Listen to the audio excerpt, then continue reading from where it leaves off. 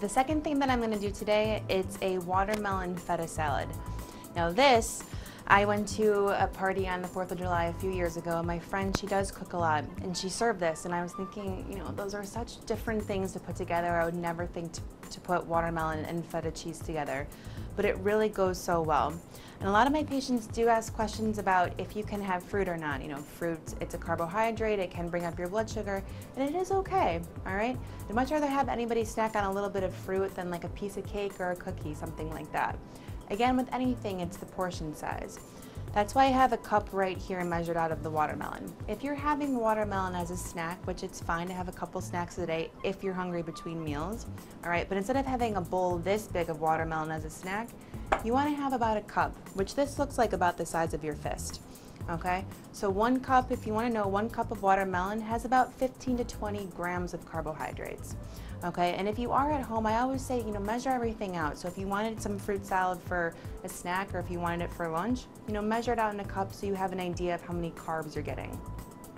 In here already, I have about 3 cups of cubed watermelon. So you have an idea, this is about a cup of fresh watermelon, okay? So we're gonna throw that in just like that.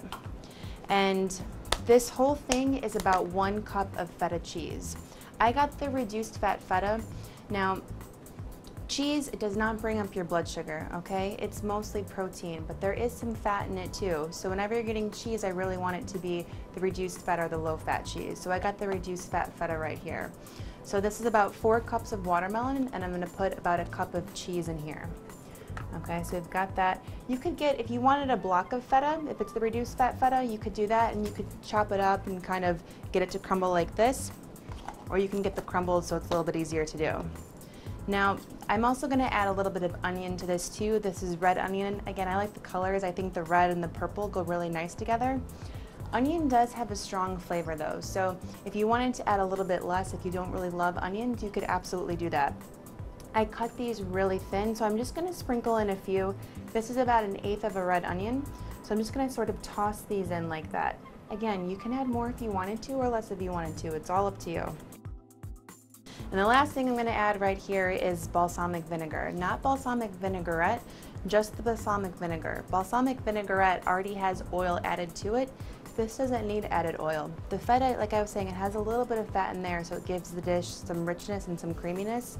And this you're just sort of tossing a little bit on, okay? So I'm just going to sprinkle a little bit like that. It really doesn't need much.